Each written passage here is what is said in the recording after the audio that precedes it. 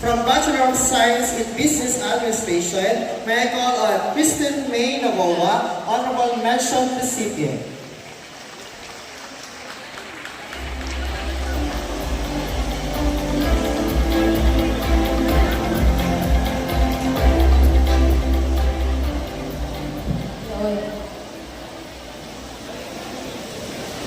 Ladies and gentlemen, family, dedicated teens, respected professors, distinguished guests, and most importantly, my fellow students, a blessed day to everyone. To the graduating class of 2026, I bring you greetings and best wishes. To be honest, hindi ko inaakala that I would be standing up here giving a speech today. But ngayon, I'm stepping out of my comfort zone to be the voice for all of you.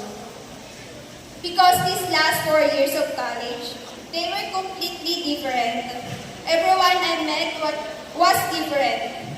College opened my eyes to a reality and showed me that lahat tayo may kanya-kanyang pinagdadaanan, may kanya-kanyang pinaglalaban. As I express my gratitude today, we must acknowledge the very foundation of our institution.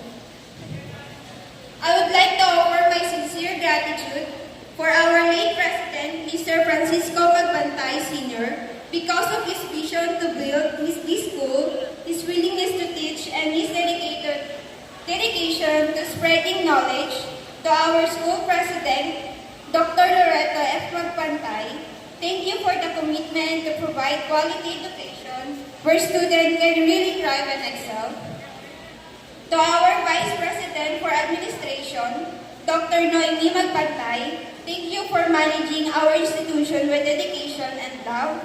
To our Vice President for Student Affairs, and our very own BSBA Dean, Dr. Minerva Magbantay, thank you for being the heart of the student body and our guiding light in the business department. To our Vice President for Academic Affairs, Dr. Francisco Magbantay, thank you for setting the high standard of academic excellence that define our college. I would like to respectfully offer my gratitude to my professor, to Sir Correa, to Sir Soto, to Sir JD, Sir Villo, and all our BSPA professors. Thank you. Thank you for everything you have done to help us get to this point. You push us to be more, to be better, and to overcome our fears, for breaking our comfort zones, and for molding into the individuals we are today.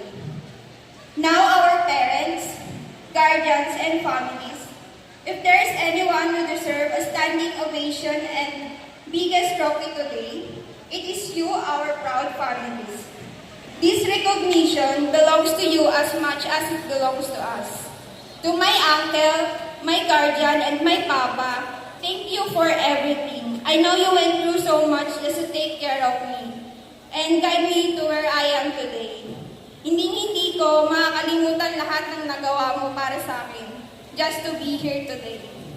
To Kuya Rap, thank you for always being there for me, supporting my studies all the way, and helping me in every single way you could. To my Tito Tawe and Tita Ruby, thank you for the love and support you always give to me.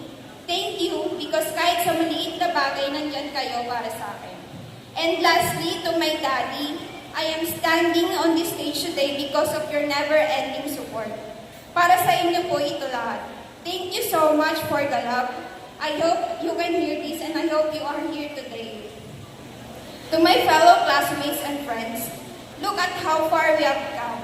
Thank you for the shared laughter, the shared stress, and the sadness. We push each other to do better. Shout out sa MM4A and 4B. I love you guys. Sobrang proud ako sa inyo. I want to say a special thanks to my dear friends, Trisha and Dayan, to our 9 years of friendship.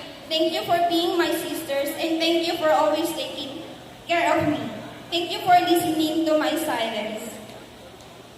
And to my partner in everything, Clarence Alba, thank you. Saksi ka sa lahat ng pag-iyak ko. You saw every single breakdown. As we stand here into our actual graduation day, let us carry this gratitude in our hearts. And before I conclude, I would like to thank myself for surviving this. I want to thank myself for keeping up and fighting my motion and battle. I want to thank myself for not giving up. To the Almighty Lord, thank you for giving us the strength, health, and wisdom to endure and excel.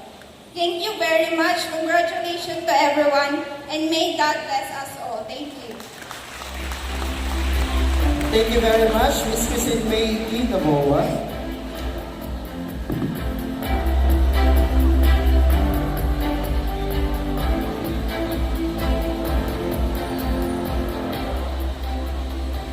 From Bachelor of Arts in English Language, may I call on Ms. Shalzia J. D. Harabejo, a summa cum laude honoree.